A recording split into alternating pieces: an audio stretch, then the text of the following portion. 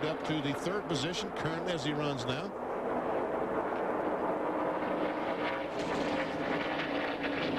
Bobby Hamilton Jr. in the Baywatch Restaurants car. Baywatch celebrities there on the grid, starting grid for the race. Visiting with young Bobby. There's Mike McLaughlin. Gould's Pump Chevy. George Devitt, our own car. That great runner-up finish at Nashville, getting their season turned around, or hopefully getting it turned around for McLaughlin and company.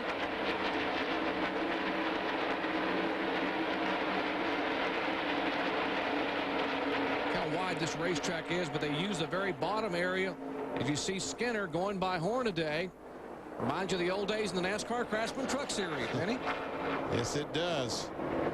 Well, they had some great battles talking about Mike Skinner and Ron Hornaday in the NASCAR Craftsman Truck Series. But looks like right now, Mike Skinner in the 15 car qualified 26th. And now Hornaday loses another spot. Is Lyndon Amy and Michael Waltrip both have been able to get by him. Hornaday backsliding now, back to 13th position.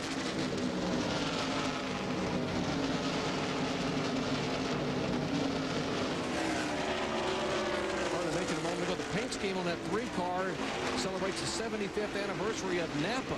While they changed the colors in that car, number 3 for Hornaday. Of course, Napa, the sponsor of the Winston Cup event, the Napa Auto Parts 500 here on Sunday. Comes Casey Atwood, the Castrol number 27 car. Was drafted up from Bobby Hamilton. So Hamilton has dropped back. He's back to 17th. They had a great qualifying run. Started in 5th. There's Jason Leffler, the 18 car. He'll be going to Indianapolis Motor Speedway for a very busy month of May. We'll be up there to chronicle his efforts to qualify for the Indy 500. How about P.J. Jones? Native Californian. Has a pretty good history at this racetrack. In fact, he finished 12th here, P.J. did, last year driving a kart car for Pat Patrick. Finished in the top 10 here back in 1997 for Dan Gurney. So has been here in the Indy car, Hart FedEx Series machines, but his first time here in a stock car.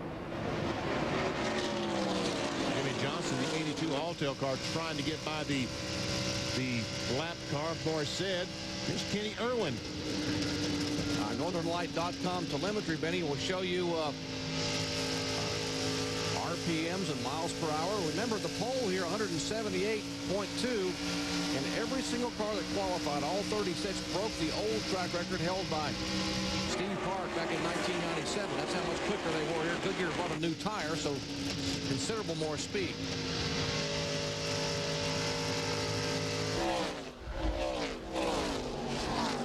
Both P.J. Jones and Kenny Irwin closing on the bar set. Once again, the lap car, Boris.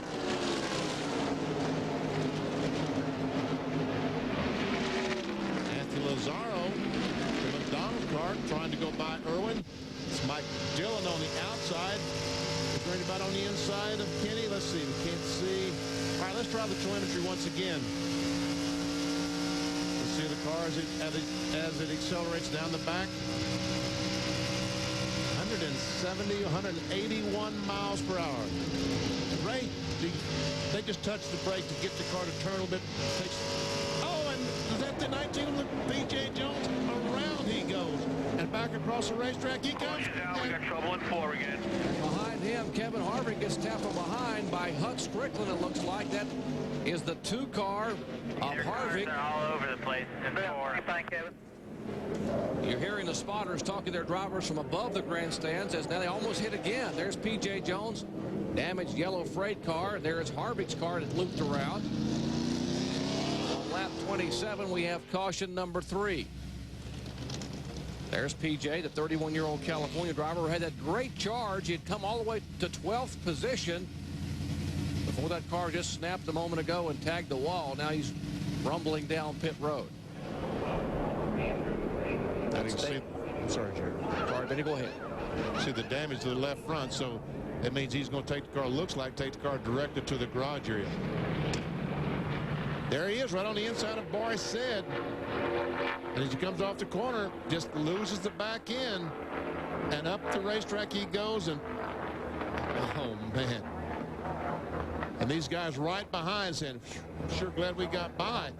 But as he comes back across the racetrack, Kevin Harvick backs off in the 2 car, And Hutch Strickland, you're right, just has no place to go, runs right in the back of Harvick. Left different angle this time, looking across the racetrack. There's PJ.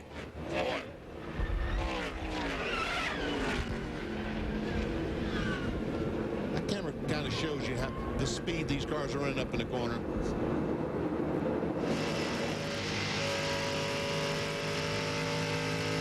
Even though the Bell South car wasn't right on his back bumper, there was a car on the outside of him, and that makes the air do funny things, and a little bit of downforce can be taken off the rear end of that car. You just got to boost with it.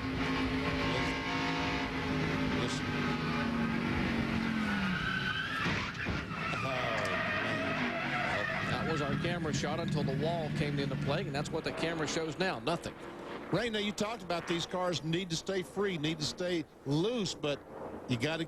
There's always that fine line you got to stay inside of, because he was just simply too loose. That's one of the hazards, Benny. I believe that might have been a little bit of aerodynamics.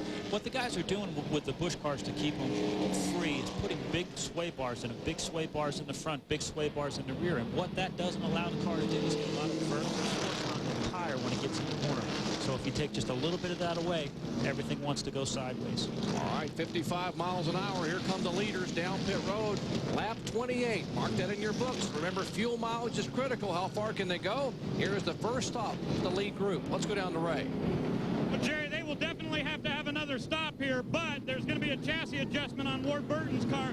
They go down a round and a half on the right rear, and right side tires only in a little bit of contact. Now to Bill Weber with the leader. Jeff Green's car is good, but he wants to make it better. They're going to make a slight air pressure adjustment. That's it. 4 tires and fuel. He has the #1 pit stall on pit road. The 22 and the 17 have already made their changes. They're back on the track. Around to the left side for the 10. The 45 and the 87 return. Some of these guys have taken 2 tires. The 10 returns to the track. Ray. Bill, big chassis adjustment for Buckshot Jones, as his car has been very, very tight, and he will be back out at the end of the field because they took so long on this pit stop. And boy, did Jeff Green lose some spots. Went in leading the race and is probably going to come out to change 4 tires and a lot of cars. We saw Ward Burton just take on 2. So, man, he's going to end up probably somewhere from 10th to 15th. Now, you heard Ray Dunlap a moment ago talk about there's almost contact, a close call. Here is Ward Burton leading, and there is Buckshot, and there is a nudge between Buckshot's front and Burton's rear. And Ray Abraham, if you're a crew chief, how do you avoid that? And really, who's at fault here? Well, you don't want to say anyone's at fault. You're standing on top of your pit box. You know you're going to do 2 tires. You're up at the front of the pack. You've got to be looking down pit road. And somebody else, when that driver feels that jack go, he's got to be relying on you to tell him clear, clear, clear, and pull it out. It's really, we're lucky it doesn't happen a lot more on pit road than it does. So it's a combination of communication between the crews and the spotters who let the driver who's just had his pit work leave and the guys who's coming in. And so you're right. We're very fortunate it doesn't happen much more often on pit road. Working caution number 3, P.J. Jones, heavy impact. There it is in turn 4. All the leaders have been on pit road. We'll come back with green flag action from Southern California in just a moment. Welcome you back to California Speedway. I'm Jerry Punch along with Benny Parsons, Ray Evernham, Bill Weber, and Ray Dunlap, bringing you live NASCAR Busch Series action. Now, after this pit stop, want to know where your favorite driver is running? And log on to NASCAR Online, www.nascar.com. Real-time information about your favorite drivers and what's happening in the garage area in Busch and Winston Cup action. That's real-time information. NASCAR Online, www.nascar.com. Let's show you some real-time information on this pit stop summary and see the big losers there. Wow. Jeff Green in first, out 7th. Of course, they changed 4 tires. We'll let Ray Evernham explain why that may have happened in just a moment. There's a look at someone. Look at LaJoy in 8th, out 32nd. Wow. And LaJoy is just now leaving pit road again. But I think the LaJoy is just topped off rake. Can they run the rest of the way on one more stop? Boy, Benny, they must know something that a lot of the other guys don't know. Certainly, they would have to be getting extremely good fuel mileage. Certainly nothing to lose by coming back in from where he's running right now, although this track has not been very good to him over the years. He has And there's the 87 car, Joe Nemechek, the Cellular One Chevrolet, who came in earlier, had that terrible handling problem. You heard the pit guys talking about how loose the car was, or how tight the car was. They came in and made adjustments in the rear of that car, and now he has found his way back up to fifth position. Let's check back in the pits with more strategy. Ray Dunlap. Well, Jerry, you guys are talking a little bit about fuel mileage up here. From what everyone's told us down here, the very best that they could possibly do would be 70 laps. Now, most of these guys are looking for a window around 62 to 64 laps. So 70 laps now would put us at 101. And, of course, this race is 150. So they can't make it the distance. But what they're thinking is they may be able to make it while other guys have to come in under green until that next caution. That's the strategy. Go, go, go. And with that, Mike Dillon leads his first lap in the year 2000. Rockwell Automation Chevrolet, Richard Childress on car number 21. Last time he led was back in July of '99 at Pikes Peak. And he did not stop this time, talking about Mike Dillon. He stopped back on lap 15. And here goes Kenza trying to get by all these cars on the inside. And here comes Adam Petty. They're 3 wide down the back straight. Or is that 4? Spotters letting us know how many are out there. 4 wide, and look at Adam Petty. And look at Dillon. He was the leader in the green flag, and now he's on the outside. And here comes Matt Kenseth. 3 wide, you're still there. 4 wide, you're up high. No 4 wide. Kenseth, Petty. They're on the inside, and now Petty will fall back in behind. That's Ward Burton, the 22 car. Here comes Nemechek diving to the inside of Boris Said. Behind Nemechek, here's the 10 car of Jeff Green, our early leader, who made that 4-tire change. Check in the Adam Petty pits with Bill Weber. That car has been loose since the race started, but it had been tight all weekend up until today. They took 2 right-side tires and tried to tighten them up a little bit for Adam Petty. As for the 87 car, he needed a bunch of spots because Joe Nemechek came in for fuel only. Remember, he'd stopped earlier in the race. Nemechek making a move. Now, we told you a moment ago the 10 car, that yellow car there in the front of your screen, came in and made a 4-tire change. Others maybe only changed 2. Ray Evernham, why would you change 4 this early? Well, his car is very good. He could afford to put 4 tires on it. And again, if he runs the race and he wants to do one more stop, he can run the rest of the way on the left side tires. And when your car's that good, it doesn't hurt you to put 4 tires on it. He should be able to work his way back through the field. And as I said, if the race stays green and they all have to hit one more time, he can finish on his left sides. The old saying, if you got the best car, keep the best rubber on it, so go ahead and don't take a chance. That's the call they made down there, Harold Holly and company, in the Nesquik pits. We'll see if it pays off for Jeff Green.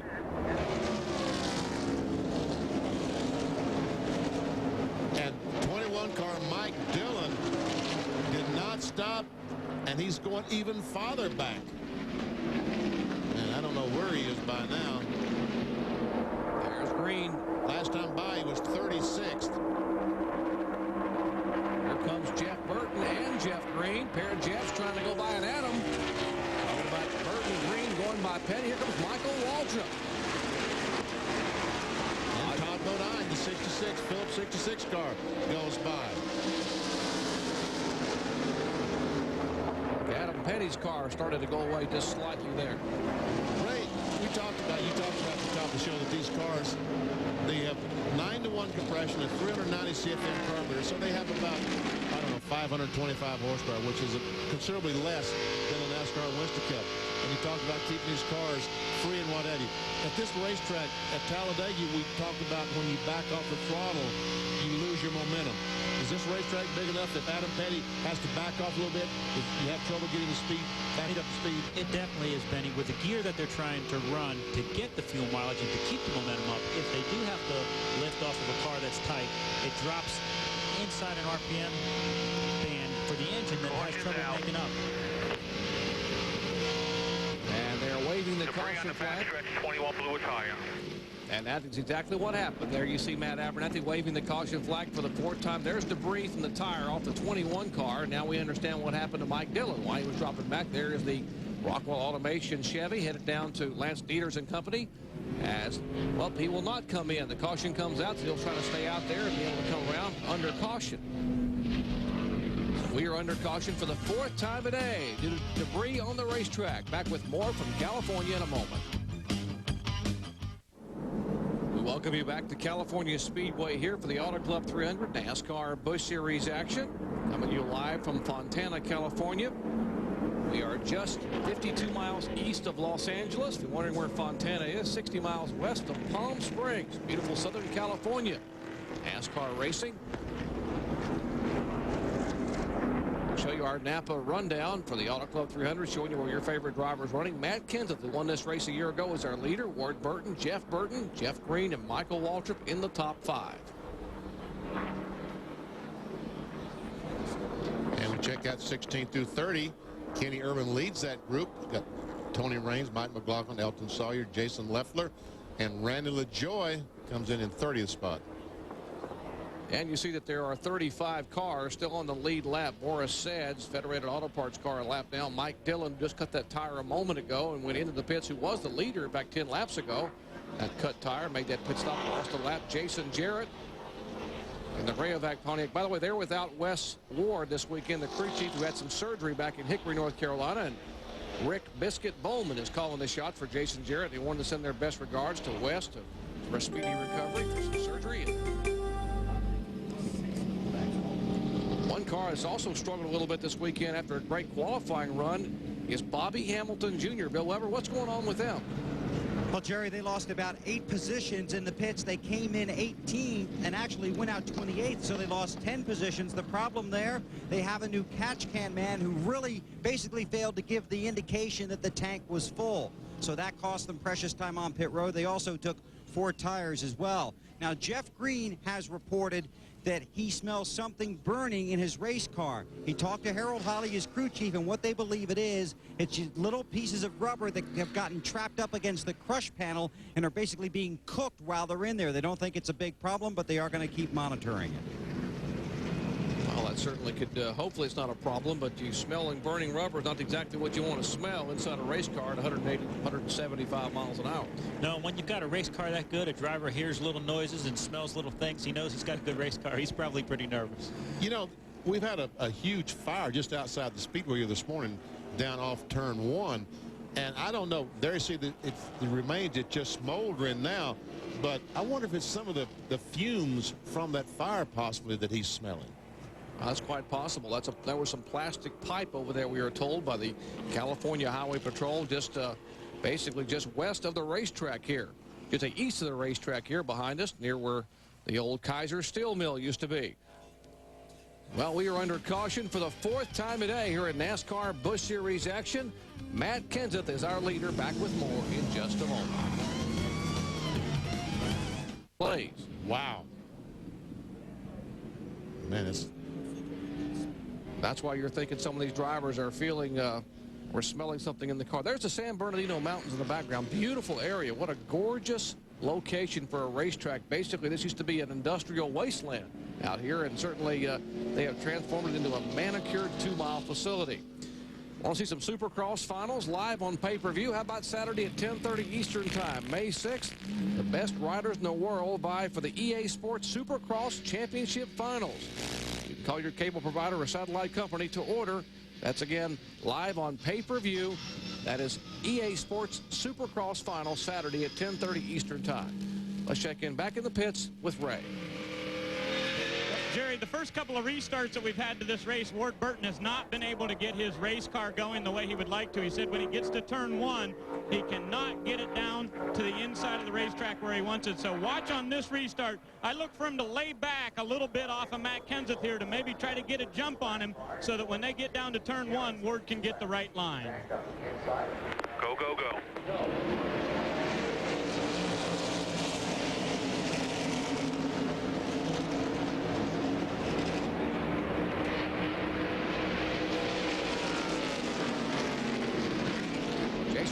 Car number 11 very slow on the inside as the field goes by. He had been on and off pit road a moment ago with crews working near the left front of that car. You see there is Boris Sads, Federated Auto Parts Chevy being passed. He's had some problems early on, but on and off pit road. Now pulls up in line behind Todd Bodine. And Adam Petty just promptly dives to the inside to try to get by, Boris said. There's our leader, Matt Kenseth, the Visine Chevrolet. Off the corner, that's Ward Burton in second. And here comes Michael Waltrip, taking a look on Todd Bodine. that pass.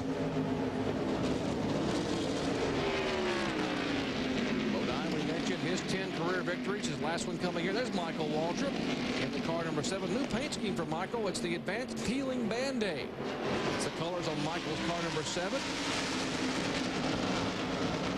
There's a look at the car number 7 for Michael. Take a look at that sort of a light green with white number on the side of it. Moisture seal technology. Johnson & Johnson debuting their new Band-Aid on the side of Michael's Busch Series car here this weekend. He's run pretty well in the past in Busch competition. Finished 8th here last year. Finished 4th here back in the inaugural Busch event. Trying to get a top 5 finish or a win here today. That's the battle for 5th position. Todd Bodine, the Phillips 66 Chevy, is 5th. Michael Waltrip is 6th.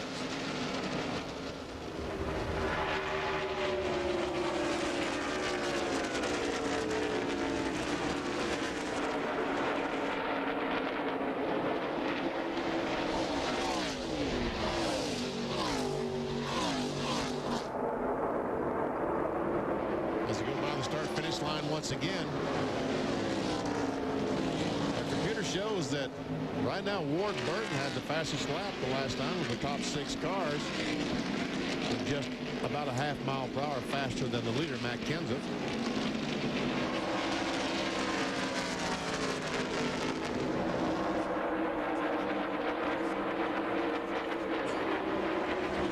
Ron Hornaday in the Chevrolet trying to close in on the back of Joe Nemechek. He's on board with Nemechek. He's currently in the 8th position. Our NorthernLight.com telemetry showing Joe speeds of over 178 miles an hour. In fact, 181. Now we're seeing 185. This is the fastest part of the race course in the tri-oval area, the D-shaped area of front straightaway. And he slows down to 159. Now, there's a little bit of a breeze down the front stretch, so that's one reason we're seeing more miles per hour down the front than the back. Earlier we saw about 181 down the back stretch and about 187 down the front. It is because of a tailwind down the front stretch. Also, the front stretch is a little longer than the back stretch. Here is Randy LaJoy in the Bob Evans Restaurant Chevrolet, who made a pit stop on the last debris caution and was back in like 31st position. Now he has moved all the way back into 24th. But boys, he got his work cut out trying to work his way through this group. They're 2 wide, they're 3 wide. That's Tony Raines. He's on the inside of Jimmy Johnson. Tony Raines in front of him, the 33. Casey Atwood's in that group. That's Anthony Lazzaro, the McDonald's car behind. Oh, careful, Anthony, careful. Kenny Irwin is there. The Castrol car for Atwood. Chad Little was there as well in the Little Tree Chevrolet. So a whole cluster of cars. Right there's Jason Leffler. He leads that group. When Joey thinks, I think I'll go 3 wide. No, I think I won't. Tony Raines coming off that great run for that team at Talladega. Well, they have just taken life since they got those Bobber Hilly engines on board a couple weeks ago. Good finish at Texas. Here comes LaJoy. Got a run on Kenny Irwin. And drives on the outside, but you can't go in too hard, too high. We've seen that not work. But LaJoy is the grizzly veteran. He knows how hard he can go in. But he's also having trouble getting off the corner. It looks like they're starting to move the groove up just a little bit there. The darker that gets, the more rubber's down there, the stickier it'll be, and they can hold that right rear in. They won't have to pay as big a penalty getting that right rear up into the light gray.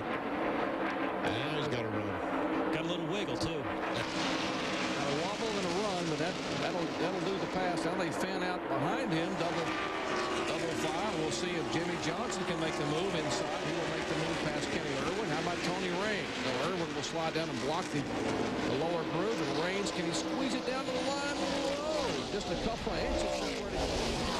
Irwin is sideways. Now they're 3 wide. Oh, Oh, the 33 goes down and almost runs to the side of Jay Sauter in that 43 car. That's Kevin Grubb behind Sauter. Irwin looking for some empty racetrack. He's in the middle of that 3-wide battle. And I know Lazaro did not want to be 3 wide on the outside going in the corner. Folks, that's why they fill the stands in the Busch Series competition, because this is battling back for 25th, 6th, 7th, and 8th spot. And they're 3 wide like it's the last lap. There's Dick Trent in the 5 car, Phil Parsons in 59, Kevin Harvick in the 2 car, the AC Delco car. There's Buckshot Jones, a Cheez-It 00. First time this year they tested Pontiac and Chevrolet, opted to go with the Monte Carlo.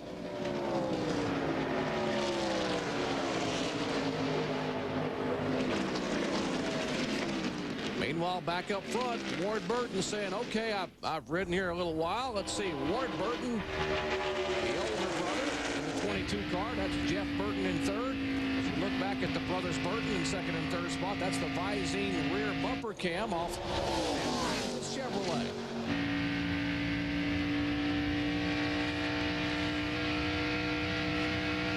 Down on the apron inside the white line, and we aren't even halfway yet. At California Speedway. It's going to get hot in a hurry here as we come back with more live action from the Auto Club 300 in California. All right. There's Kenseth. Mike McLaughlin in the 48 car, the Gould's Pumps car, Lysol Ford for Elton Sawyer. They are battling for position. That's 14th, 15th, and 16th. On board with Elton Sawyer, the Lysol. And Nemechek back up high again. McLaughlin goes by in the Goose Pumps car. Here comes Elton Sawyer. And Chad Little behind in the... Oh, that's close.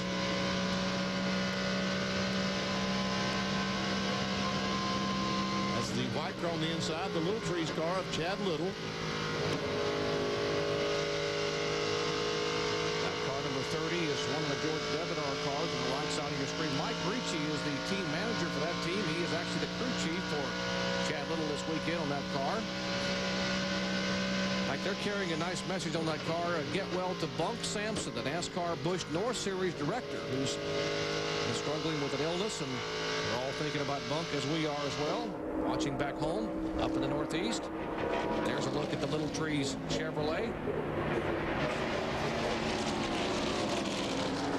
And Nemechek still struggling, working his way backwards back to 17th.